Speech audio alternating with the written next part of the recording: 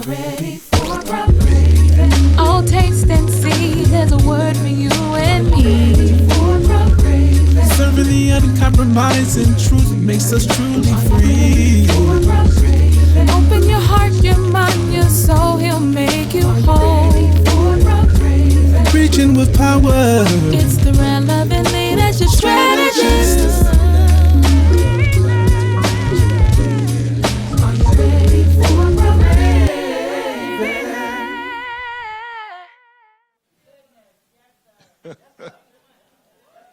He could have not. He could have put you in the training class called Make Much Out of Little. Could have been. Yeah. Messiah. He could have put you in the training class called Faith. Like, I want to see if you're going to do this, because even though you don't know what's going to happen after you jump. So he had the dog on a high ledge, someplace the dog never been before, and he said to the dog, jump.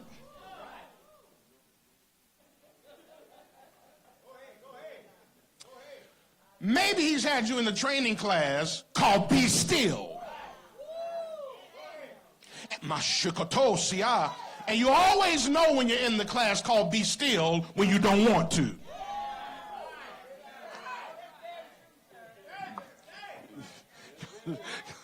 No, when everything inside you says move, do something else, do something different, run away, go somewhere else, try something. No, all of that kind of up in you, but then deep in your spirit is like, but stay.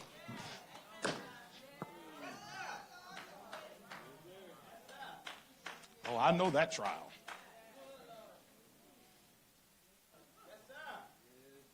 Ask your neighbor, what training class? What training commands have you been in these last 5 months?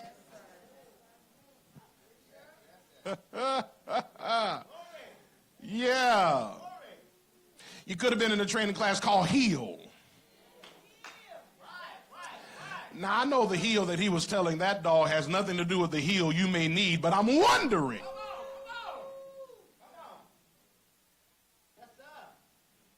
Have you been in the place called Heal? And I just want to see if you can follow the command. Maybe you're in the season called Sacrifice.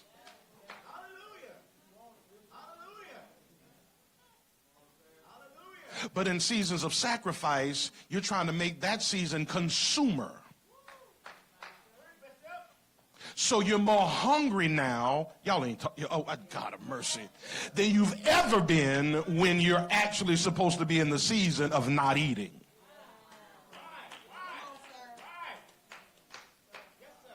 Because now, I saw the little Lucky Dog guy. He put all these little Scooby snacks, doggy treats, in a circle around this pit bull. And he said to the pit bull, everything around you, you can eat, but don't eat it till I tell you to. And I watched this dog smell the thing, lick his chops, and could not consume it. Come in this room. You know when you're in the season of sacrifice, when you can see the thing, smell the thing, it's in close proximity, but you cannot taste the thing. Oh, but wait, he did taste one of them, and it put him back in training. Because before he loosed him, backtrack, Brown, I will, before he loosed him with the circle of treats, he had him tied to a wall.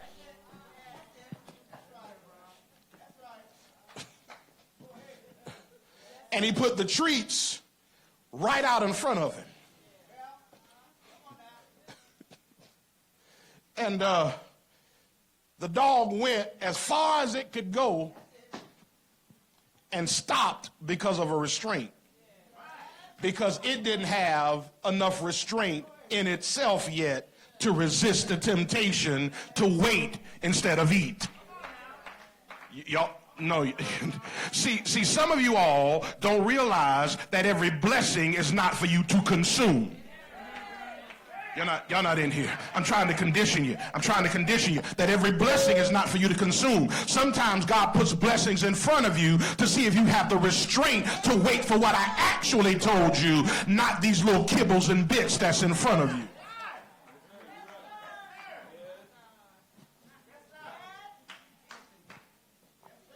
So you happy with a kibble and bits blessing?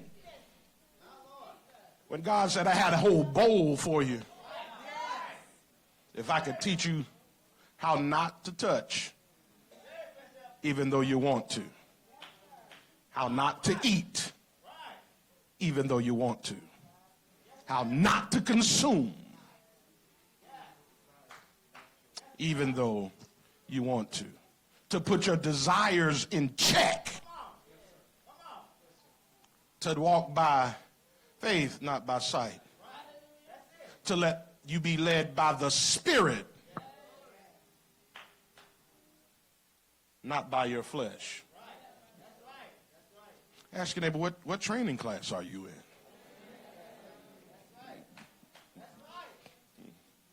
Yeah. What reconditioning opportunities has God offered you that you've just neglected? And so you're whimpering more than you're learning. You're rebelling more than you're winning. You're having pity parties more than triumphant parties.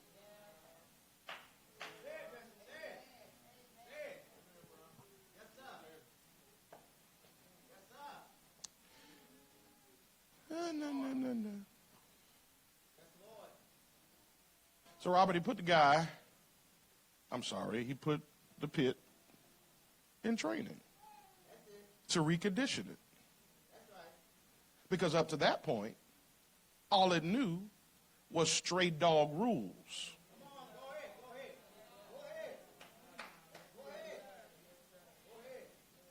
I'm going to give this to somebody. Did you hear what I said? All it knew, Mike, was stray dog rules. Go ahead now. Go ahead. And I could not immediately take a stray dog and make it a house dog.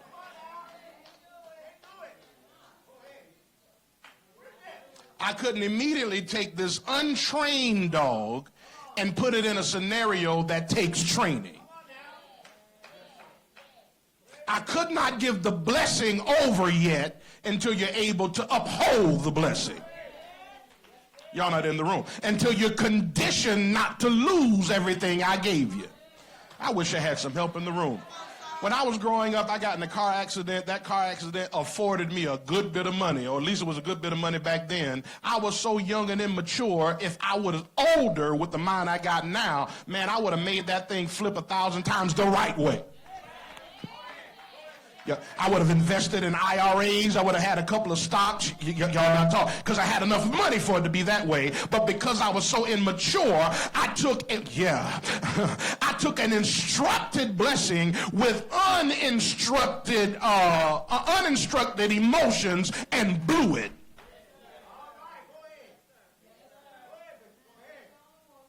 Having house parties instead of putting it in a savings for my own house.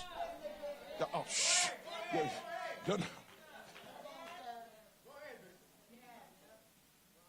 So see, you learned a whole lot as a stray. And as a stray, that helped you survive on the street. Y'all. But in my father's house, the street techniques that you used out there won't work up in here. Not here, sword, here, his house. So he's been trying to recondition you. And you've been trying to fight it. That's why you're still on a harness.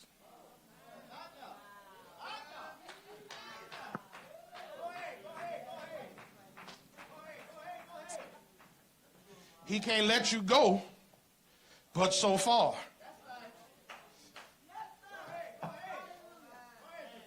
Because if you get too close to it, your stray dog techniques are going to kick in. Because that was all you used to survive.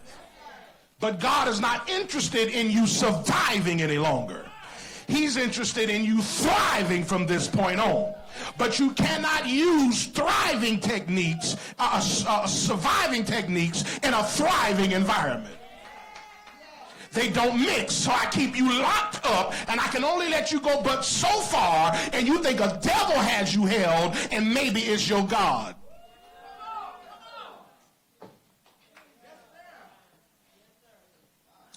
Bishop, every time I get to a certain point, that's as far as I can go.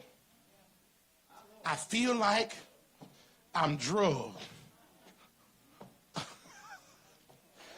all the way back. And I don't know if I got the strength to walk forward.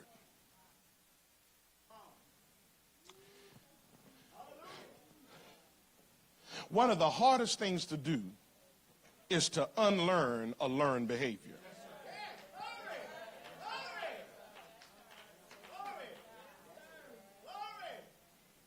I'm teaching so good. I'm preaching so good. This preach, boy. I'm enjoying this myself. One of the hardest things to do is to unlearn a learned behavior. So if I learn it wrong, it's hard for me to learn it right until I unlearn the wrong thing and then relearn the right thing. Oh, come now. Come on now. Now, I'm not knocking you. I'm not beating you. This is not to beat you up, church. It's to get you up, church. I'm trying to explain to you that you learned something when you was astray, didn't have an owner. When you didn't have a house. When you didn't have commitment, y'all ain't talking. Yeah, now when you were out there was no such thing as accountability.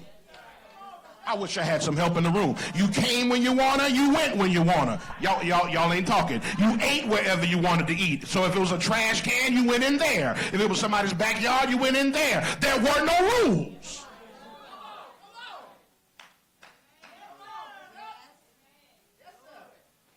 And it helped you survive.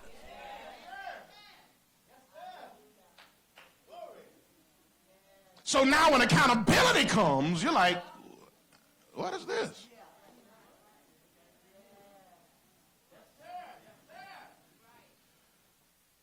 But maybe he's been reconditioning you for commitment before I give you a blessing that's going to take commitment. Because although he'll give it to you as a miracle, it's going to take conditioning to maintain the miracle. Oh, come in this room, children. So he gave over to the prodigal son all that belonged to the prodigal son in an instant. It was a miracle. But the prodigal son could not maintain his inheritance because he had stray dog training for a house dog kind of blessing. So he went right back out and spent everything over there doing nothing, building nothing.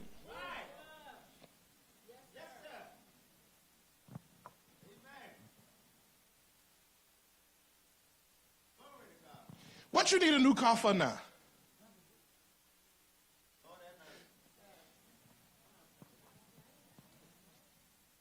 That green light on? That green light is on? Okay, so that means the microphone on.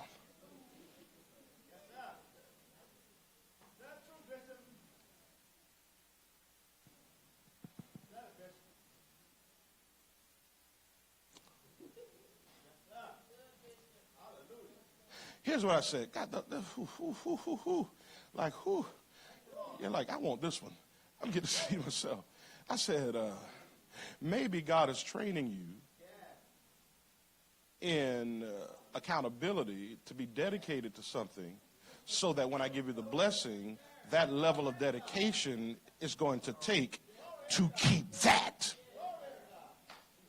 I can't trust you to be on time.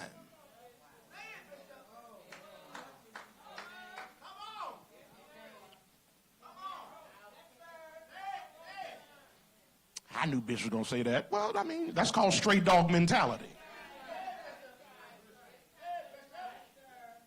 I'm learning how to just be the lucky dog guy. That's straight dog mentality. Because you can't keep asking for something that time is going to be important in. But you never own time. And then somebody that holds you accountable, you run away from or think they're trying to control your life.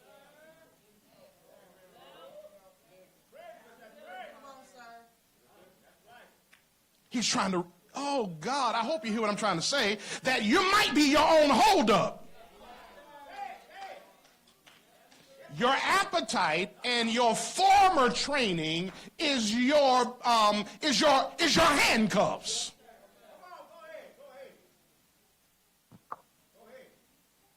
What'd you do with your tax money? Where it at?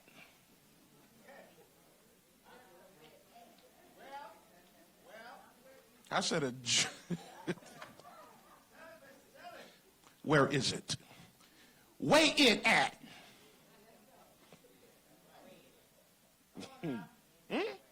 What'd you do with it? Also, then you got a quick windfall of money, but then had all these opportunities in front of you to do something with it, and then you dispersed it between all those opportunities. Now you're in June, July, looking for something that you actually need, and you said, but God, I thought you supply all my need. He said, I did, but you didn't have the discipline to hold on to the blessing to answer the problem that you now had in June. Y'all.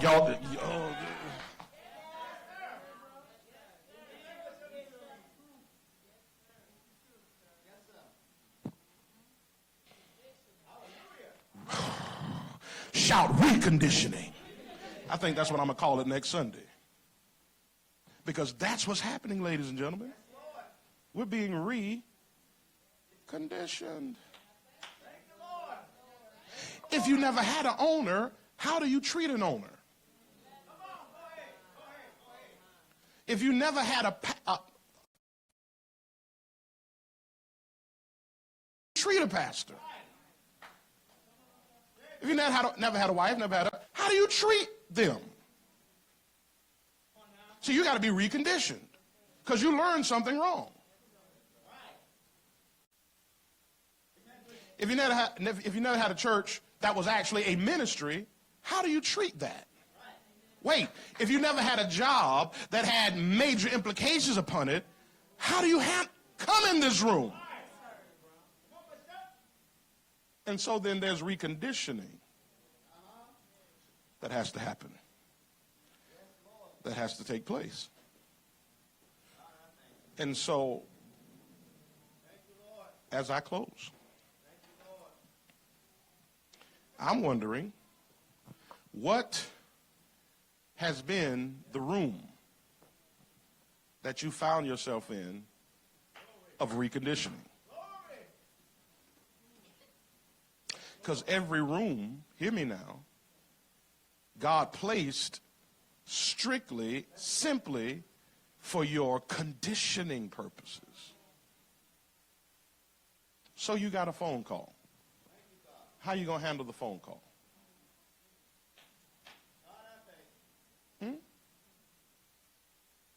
So they found out. How you going to handle that?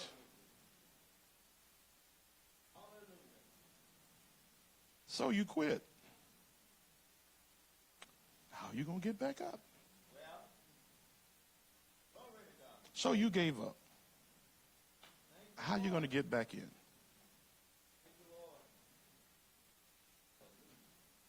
What's your reconditioning room?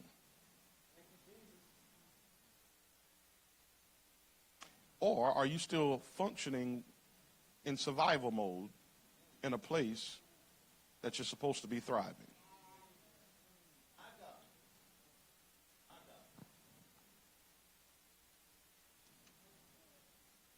Look at somebody and tell them, I might be in a sacrificial season.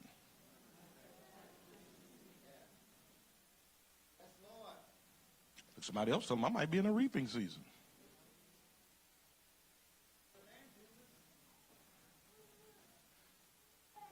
I'll teach it later at another time, hopefully better. It's dangerous to be out of time in time, right? It's dangerous to be out of season in a season. So if I'm in a reaping season, but I'm treating the reaping season like a sacrificial season. So you may need to pray, God, give me the ability to be as the sons of Issachar, that I can discern my time. Because if I don't know the time I'm in, I won't know the room I'm in. And if I don't know the room I'm in, I could be doing the wrong thing, causing me to be locked up against a wall that freedom is. Here's a caveat for you. I'll help half of your prayer. You know when you've mastered the problem, when you get a treat after the trial.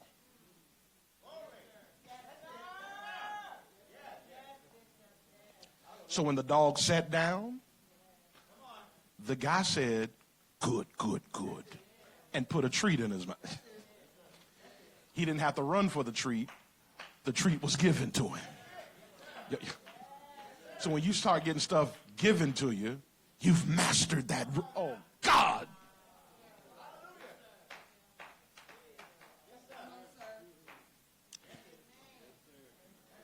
Stand to your feet. I'm finished.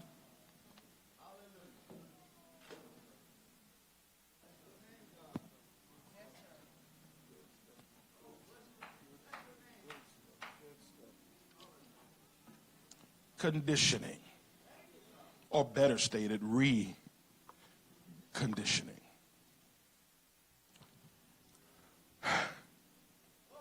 I feel some of your hearts is hard for me not to. I'm an emphatic kind of guy. So it's hard for me not to feel a room that I'm in. I don't necessarily like that gift. Now, I love discernment. The emphatic, though, like you feel everybody. It's like, oh, God, I'll just shit. Horrible gift. I'm like, nothing God gives is horrible, y'all. So if you want it, you got it. But here's why I said that. Because in some way, shape, or form, prayerfully you don't think like this, or you've defeated that thought, although you still have a feeling of it. I've not called you dog once, right? And I've not necessarily called you stray. So let me put it in these terms. Stray dog only means a dog that has no place to call home. That's no place to call home emotionally. Come on now. That's no place to call home spiritually. That's no place to call home mentally. No place to call home even physically. It's just a stray. And so I run in other people's backyard. I mate with anything.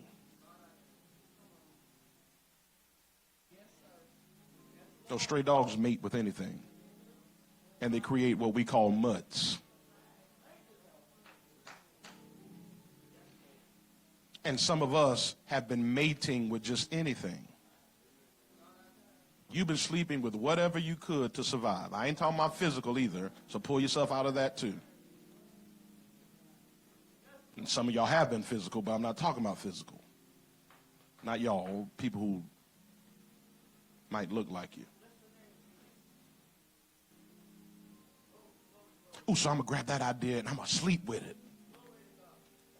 And you produce the mud. Because it's astray. When you're in the house, it's called breeding.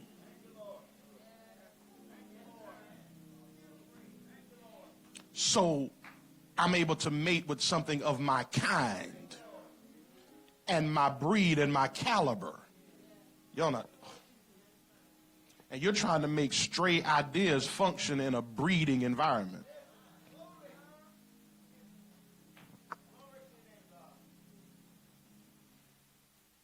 What do you need to be reconditioned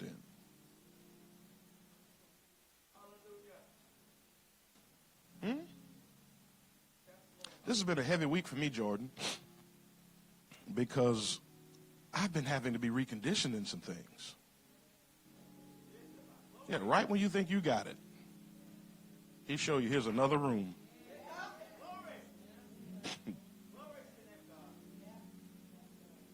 I don't know if I said it. This is Bishop R. Christopher Brown III, the Relevant Leadership Strategist, Mr. Brown Gravy himself, and I need your help. I want you to partner with me in this endeavor to get the word out.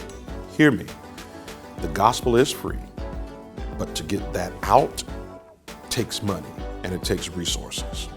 I need your help. If you would, partner with us through Cash App, through PayPal, and send a donation, send a seed specifically to help fund the Brown Gravy Moment TV. I believe that when you partner with me, that you can become a part of blessing millions of people. And hear me, ladies and gentlemen, when you do that, the residual that comes back to you is amazing. Yeah, when you bless others, God says, I put you at the front of the line to bless you. Partner with me today at Bishop Brown 3. That's Cash App, $ Bishop Brown 3. PayPal, bishopbrown3@gmail.com. Whichever way you'd like to do it, or snail mail. You can send it to 105 Sherrill Street, Bennettsville, South Carolina, 29512. Great city of Bennettsville, South Carolina. I can't wait to partner with you to spread the gospel. It's a Brown Gravy moment, and it's going to be a blessing. See you. This is Bishop R. Christopher Brown III, Senior Pastor of the Sword of Truth in the great city of Bennettsville, South Carolina, 105 Sherrill Street. We believe a church alive is worth the drive. You should find yourself right in our city during our service time, 11 a.m. on Sunday morning, 7 p.m. on Tuesday evening. Sunday service, Tuesday Bible study. You matter and you belong there.